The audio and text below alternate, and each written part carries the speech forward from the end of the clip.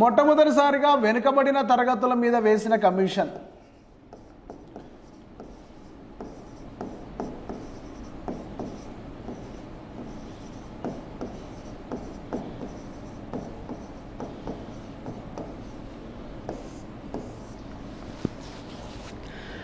వెనుకబడిన తరగతుల మీద వేసిన కమిషన్లలో ప్రధానమైనది మొదటిది 1953లో వేసిన కాకా సాహెబ్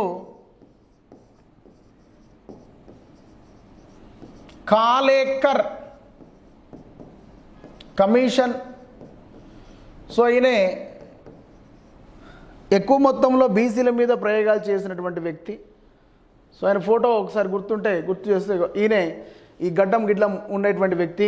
సో కాకా సాహెబ్ కాలేకర్ ఇక్కడ 1985లో 50 సంవత్సరాలుగా ముగిసినందుకు, సో ఈ 50 ఇయర్స్ వచ్చినందుకు ఇండియాకు స్వాతంత్రం వచ్చి సందర్భంగా ఆయన బీసీలో ఎక్కువ శాతం కృషి చేసినందుకు ఆయన పేరు మీద ఒక పోస్టల్ స్టాంప్ అనేది రిలీజ్ చేయడం జరిగింది.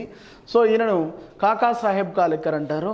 సో ఈయన 1953లో మొట్టమొదటిసారిగా సో బీసీ గణన కోసము బీసీలకు ఎలా లెక్కించాలి అనే విషయాన్ని గురించి 1953 జనవరి 29న భారత ప్రభుత్వం పండిట్ నెహ్రూ గారి ఆధ్వర్యంలో బీసీలకు సంబంధించినటువంటి మొట్టమొదటి కమిషన్ వేశారు. ఈ కమిషను భారతదేశం మొత్తం తిరిగి 1955 సంవత్సరం నాటికి అనేక డాటాను సమీకరించి సో మార్చి 30న తన యొక్క నివేదికను సమర్పించింది.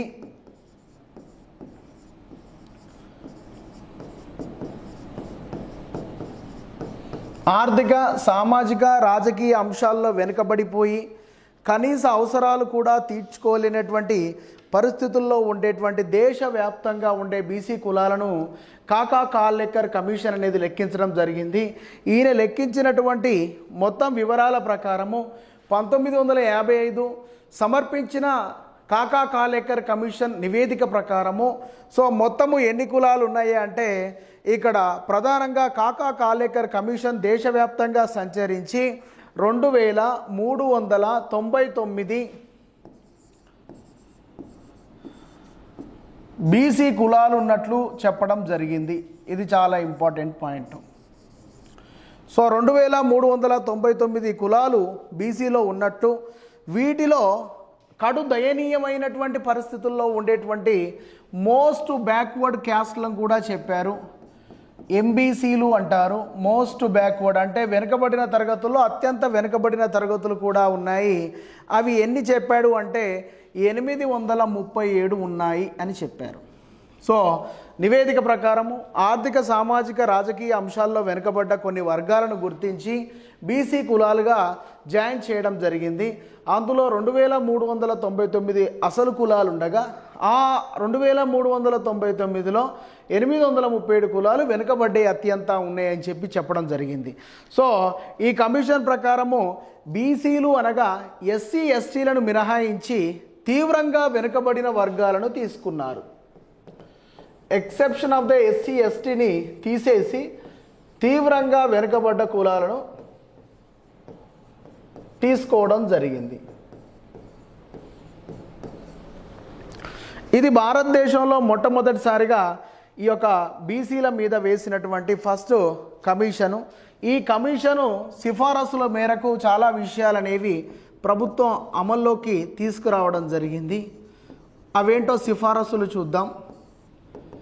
కాకా సాహెబ్ కాలేకర్ కమిషను మొత్తం భారతదేశం మొత్తం తిరిగి ఇక్కడ 1961 జనాభా లెక్కలు ఏవైతే ఉన్నాయో ఆ జనాభా లెక్కల్ని కుల ప్రాతిపదికన చేపట్టాలి అని చెప్పిన మొట్టమొదటి కమిషన్ ఈ కమిషన్.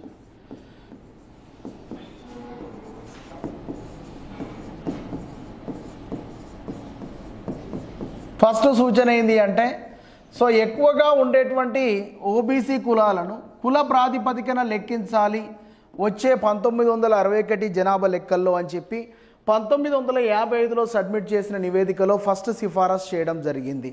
అదేవిధంగా మొత్తము జనాభాలో ఉండేటువంటి చాలా వరకు హిందూ సమాజంలో ఉండేటువంటి కులాలు వెనుకబడ్డ కులాలే.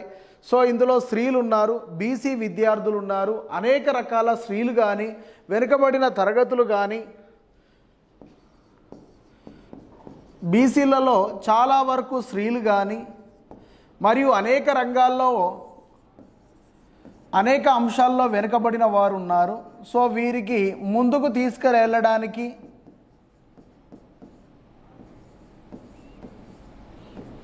డెబ్బై శాతము రిజర్వేషన్ కల్పించాలని చెప్పినటువంటి కమిషన్ కాకా సాహెబ్ కాలేకర్ కమిషన్. సో బీసీలో ఉన్న స్త్రీలు అనేక రంగాల్లో వెనుకబడ్డ వారిని ముందుకు తీసుకెళ్ళాలి అని చెప్పి 70% సాంకేతిక వృత్తి విద్యా కోర్సులను ఇవ్వాలి అని చెప్పి ఇక్కడ తీర్పునియడం జరిగింది.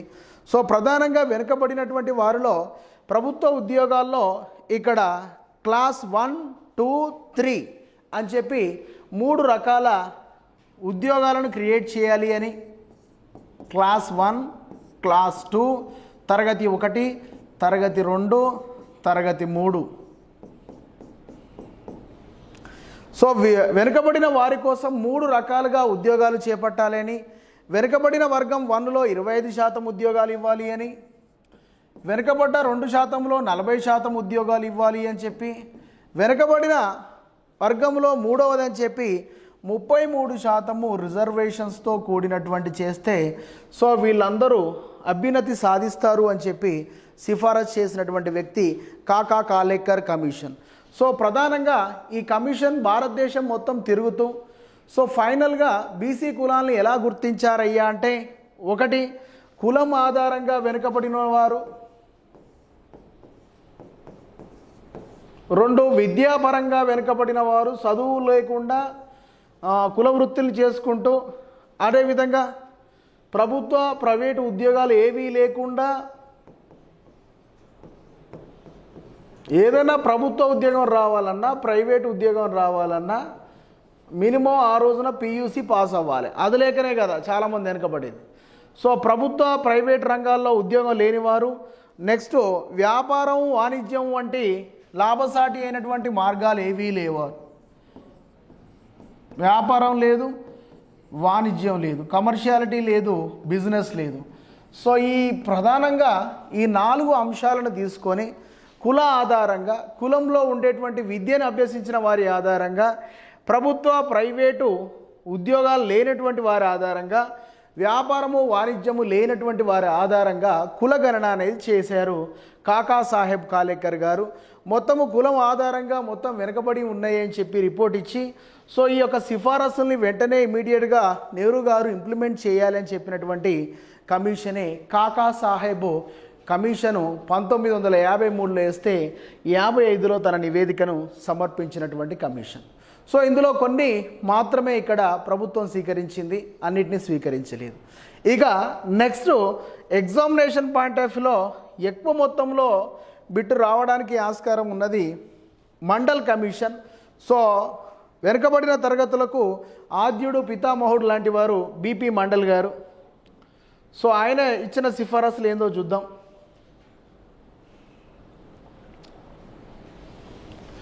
రెండవ commission BP mandal commission. Again వెనుకబడిన తరగతుల్ని లెక్కించడానికి బిందేశ్వర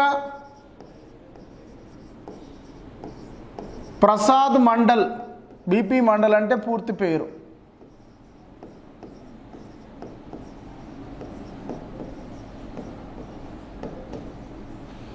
బిందేశ్వర ప్రసాద్ మండల్ కమిషన్. సో బీహార్కి చెందినటువంటి IAS officer BP mandal. So 340 article ప్రకారము ఇక్కడ ప్రత్యేకంగా బీసీలను గుర్తించవచ్చు, అదేవిధంగా బీసీలకు ప్రత్యేకంగా ఒక కమిషన్ను ఏర్పాటు చేయవచ్చు అనే నిబంధన ఉంది. ఈ 340 అధికారం కింద ఏర్పాటు చేయబడ్డ రెండవ కమిషనే ఈ యొక్క బీపీ మండల్ కమిషన్. మొదటి కమిషన్ ఏది అంటే కాకా సాహెబ్ కాలేకర్ కమిషన్. సో 340 ఏంది అంటే 338 ఏందో మనకు తెలుసు, 338 ఏందో మనకు తెలుసు. 338 ఏంది? సో ఎస్సీ కమిషన్ ఏర్పాటు. 338 ఏంది? ఎస్టీ కమిషన్ ఏర్పాటు. అదేవిధంగా 340 ఏంది అంటే బీసీ కమిషన్ ఏర్పాటు. సో ఆర్టికల్ 340 వెనుకబడిన తరగతుల వారి యొక్క నిర్వచనాన్ని ఇస్తుంది కాబట్టి సో వెనుకబడిన తరగతుల మీద రెండవ కమిషన్గా జనతా గవర్నమెంట్ వేసినటువంటి అత్యంత కీలకమైనటువంటి కమిషనే సో జనతా ప్రభుత్వం 1979లో వేసిన ఒక కీలకమైన వెనుకబడిన తరగతుల కమిషనే ఈ యొక్క బీపీ మండల్ కమిషన్. 1979లో ఈ కమిషన్ ఏర్పాటు చేస్తే 1980లో తన రిపోర్టును సమర్పించుకుంది ఈ యొక్క బీపీ మండల్ కమిషన్. 1980 డిసెంబర్ 31కి మొత్తము కులగణన చేసినటువంటి కమిషనే ఈ యొక్క బీపీ మండల్ కమిషన్. ఏర్పాటు, నివేదిక సమర్పణ. సో ఈ కమిషన్ రిపోర్టు ప్రకారము మొత్తము దేశంలో ఎన్ని బీసీ కులాలు ఉన్నాయి అంటే సో మనకు కాకా సాహెబ్ కాలేకర్ ప్రకారము 2399 కులాలు ఉండగా ప్రజెంట్గా ఇప్పుడు బీపీ మండల్ కమిషన్ ప్రకారము 3743 కులాలు ఉన్నట్లు తెలిసింది. సో ఇంతకుముందు మనకి ఎన్ని వచ్చినాయి? 2399 కులాలు. సో 2399కి 3743కు తేడా ఉందా లేదా? సో ఎన్ని కులాలు యాడ్ అయినాయి అంటే అప్రాక్సిమేట్లీ ఒక 1500 కులాలకు దగ్గర సుమారు రమారమిగా సో 1300 కులాలకు పైగా యాడ్ కావడం జరిగింది. సో ఇలా ఎక్కువ మొత్తంలో కులాలు ఎందుకు యాడ్ అయ్యాయి అంటే బీపీ మండల్ గారు ఈ యొక్క కులాలను గణించేందుకు మొత్తము ఎన్ని రకాల అంశాలను పరిగణలోకి తీసుకున్నారు అంటే ఈ యొక్క బీపీ మండల్ గారు ఓబీసీలను గుర్తించేందుకు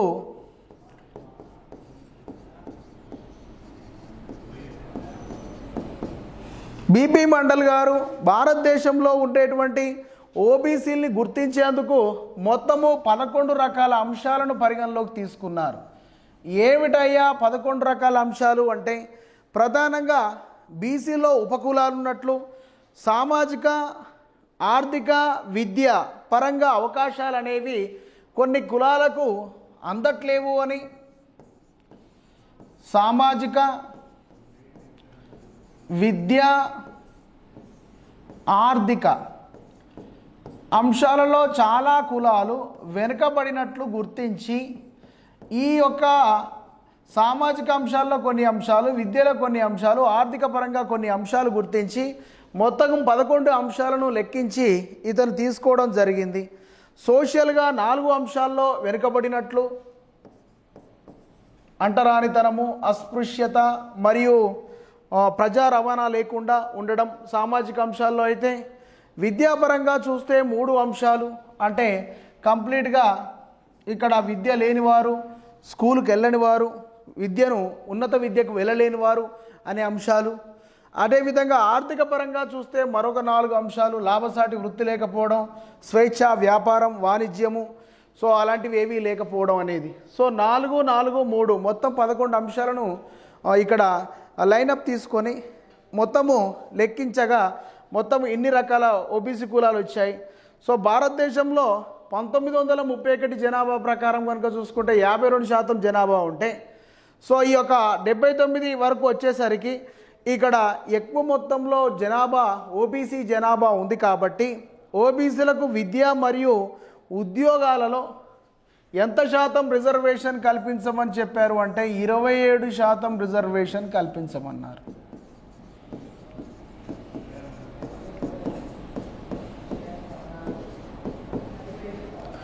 సో ఇదే ప్రభుత్వం స్వీకరించింది. కాకా సాహెబ్ కాలేకర్ కమిషన్ ఏమో 70% రిజర్వేషన్ ఇవ్వాలని చెప్తే సో ఈ యొక్క బీపీ మండల్ కమిషన్ 27% రిజర్వేషన్లు ఖచ్చితంగా కల్పించాలని చెప్పింది. అదేవిధంగా అనేక రకాల అంశాల్లో 40 రకాల సూచనలు చేసింది. ఈ సూచనలు అనేవి చాలా కీలకమైనవి. ఆ సూచనలన్నింటినీ మొత్తం ప్రభుత్వం పరిశీలించి ఎక్కువ మొత్తంలో ఈ యొక్క బీపీ మండల్ చెప్పినటువంటి సిఫారసుల్ని ఈ 40 రకాల సూచనలను పరిగణలోకి తీసుకుంటూ 40 రకాల సూచనలు పరిగణలోకి తీసుకుంటూ ఇక్కడ ఒక జీవో ఇష్యూ చేయడం జరిగింది. ఆ టైంలో ఎక్కువ మొత్తంలో విపి సింగ్ అంటే విశ్వనాథ్ ప్రతాప్ సింగ్ గారు ప్రధానమంత్రిగా ఉన్నప్పుడు ప్రభుత్వం ఆమోదం తెలిపింది. ఎప్పుడు వేశారు? 1979లో. ఎవరు అంటే జనతా ప్రభుత్వం. జనతా ప్రభుత్వం ఏ సంవత్సరంలో అధికారంలోకి వచ్చిందంటే 1977-78 సంవత్సరానికి గాను వచ్చినటువంటి మధ్యంతరపు ఎన్నికల్లో ఇందిరాగాంధీ ఓటు చెల్లదే అని చెప్పి అలహాబాద్ కోర్టు ఇక్కడ చెప్తే, సో ఆ మధ్యంతర ఎన్నికల్లో అనేక కాంగ్రెస్ నాయకులు అందరూ ఇందిరాగాంధీని ఎలా అయినా ఓడించాలి, ఎమర్జెన్సీ లాంటివి అన్నీ పెడుతుంది అని చెప్తే వినట్లేదు అని చెప్పి ఇందిరాగాంధీ ఓటమి కోసం అనేక కాంగ్రెస్ నాయకులు అందరూ కలిసి ఒక కూటమిగా ఏర్పడి ఇక్కడ గెలిచిందే జనతా ప్రభుత్వం. దానికి ప్రధాన నాయకుడిగా మొరార్జీ దేశాయ్ గారు ఉన్నారు. సో ఆ టైంలో ఆమె ఓటమి అనేది చెందడం జరిగింది. ఆ సందర్భంలో 2 సంవత్సరాల పాటు రోలింగ్ ప్లాన్స్ అనేవి నడిచాయి. సో మొరార్జీ దేశాయ్ గారు ఇక్కడ ప్రధానమంత్రిగా ఉండి 1978 సంవత్సరానికి గాను ఇక్కడ ఐఆర్డిపి ఇంటిగ్రేటెడ్ రూరల్ డెవలప్మెంట్ ప్రోగ్రామ్ని, అదేవిధంగా 1979కి TRYSEM training of rural youth for self employment mission స్కీమ్లను ఏర్పాటు చేశాడని మనం ఇంతకుముందు చెప్పుకున్నాం. సో అందులో భాగంగా 1979లో వేసినటువంటి ఒక కీలకమైనటువంటి కమిషనే ఈ మండల్ కమిషన్. ఈ మండల్ కమిషన్ యొక్క సిఫారసులు చాలా ఇక్కడ ఎక్కువ మొత్తంలో ఉపయోగపడేటట్లు, చాలా ఇక్కడ ప్రాక్టికల్గా చాలా కన్వర్టబుల్గా ఉన్నట్టుగా అనిపించడంతో ప్రభుత్వం యాక్సెప్ట్ చేసింది. సో ఆ విధంగా ఎక్కువ మొత్తంలో ఈ యొక్క వెనుకబడిన వారి కోసము ఈ 2 రకాల కమిషన్స్ అనేవి ఉన్నాయి. ఇప్పటికీ ఈ యొక్క బీపీ మండల్ వేసినటువంటి కమిషన్స్ ఇచ్చిన సిఫారసుల్ని మనము చేయడం జరుగుతుంది. అదేవిధంగా ఈ కమిషన్ చేసినటువంటి మరొక సిఫారసు ఏంటి అంటే ఎస్సీ ఎస్టీలకు ఎట్లయితే ఏర్పాటు చేస్తున్నారో అలాగే వెనుకబడిన తరగతులకు కూడా ఒక కమిషన్ ఏర్పాటు చేయాలని బీపీ మండల్ కమిషను ఇక్కడ సిఫారసు చేసింది. అందువల్ల 1992 సంవత్సరంలో బీసీలకు ఒక కమిషన్ ఉండాలి అని జాతీయ ఓబీసీ కమిషన్ను ఏర్పాటు చేశారు. జాతీయ ఓబీసీ కమిషన్ను ఏర్పాటు చేశారు. సో ఇది చట్టబద్ధ సంస్థగా మొట్టమొదటిసారిగా ఇక్కడ బీసీ కమిషన్ ఏర్పాటు చేయమని మండల్ కేసులో తీర్పునివ్వడం జరిగింది. సో కేసు గురించి ముందుకెళ్లే ముందు దీని గురించి కొద్దిసేపు మాట్లాడుకుందాం. సో ప్రధానంగా national commission for backward classes అనేది ఫస్ట్ చట్టబద్ధంగా ఏర్పడినప్పటికీ సో 1993లో బీసీ జాబితాకు సంబంధించిన పూర్తి అంశాలను పరిశీలించడానికి సో ఒక కమిషన్ ఉండాలి అని చెప్పి ఈ 1993లో చట్టబద్ధ కమిషన్గా ఓబీసీల గురించి రిఫర్ చేయాలి అని చెప్పి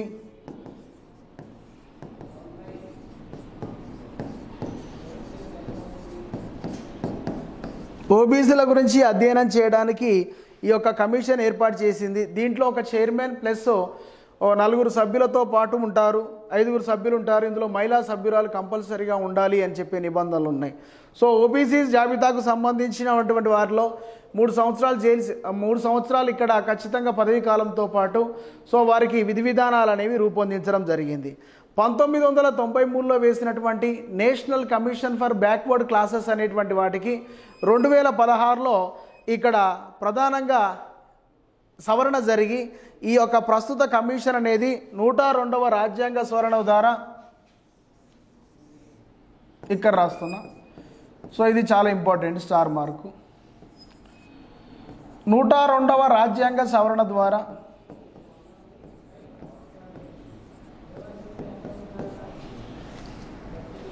102వ రాజ్యాంగ సవరణ ఏదైతే ఉందో ఈ 102వ రాజ్యాంగ సవరణ ద్వారా 2008లో ఈ యొక్క నేషనల్ కమిషన్ ఫర్ బీసీ ఏదైతే ఉందో ఎన్సీబీసీ అది రాజ్యాంగబద్ధం చేయడం జరిగింది.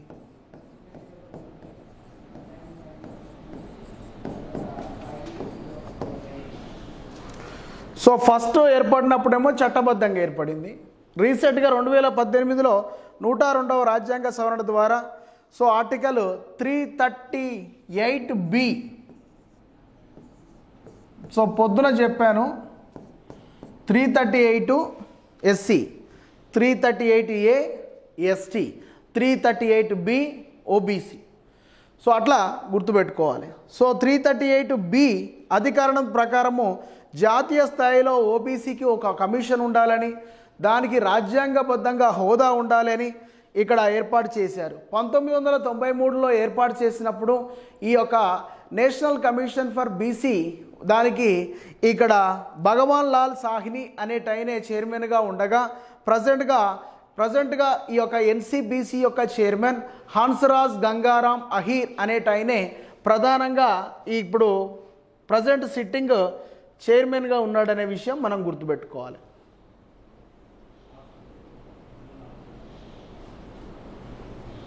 సో ఈయనే government of India national commission for backward classes అని ఉంది. సో ఈయనే ప్రజెంట్గా సిట్టింగ్ చైర్మన్ హన్స్రాజ్ గంగారాం అహీర్ ఆయన పేరు.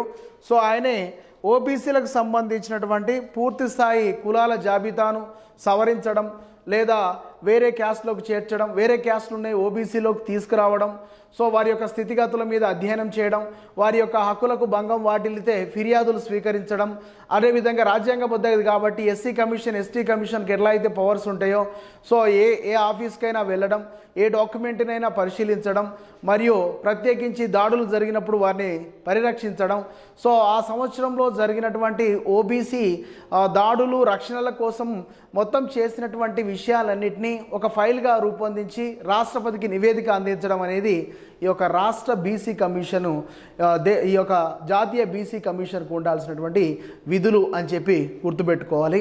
సో అలా ఎక్కువ మొత్తంలో ఇక్కడ ఓబీసీ గురించి అడిగితే ఇక్కడ కాకా సాహెబ్ కాలేకర్ కమిషన్, మండల్ కమిషన్, అదేవిధంగా ఇక్కడ 338B ప్రకారం ఏర్పడినటువంటి జాతీయ ఓబీసీ కమిషన్ ఏదైతే ఉందో ఆ 3 కమిషన్ల గురించి చదువుకుంటే ఖచ్చితంగా ఒక మార్క్ వస్తుంది. అదేవిధంగా వెనుకబడినటువంటి వారి కోసము ప్రత్యేకించి ఇక్కడ ఎగ్జామినేషన్లో అడిగేటువంటి మార్కులు ఏది అంటే ఈ యొక్క క్రిమీ లేయర్ అంటే ఏంది అని అడుగుతాడు. క్రిమీ లేయర్, సో ఈ పదం మీరు వినే ఉంటారు.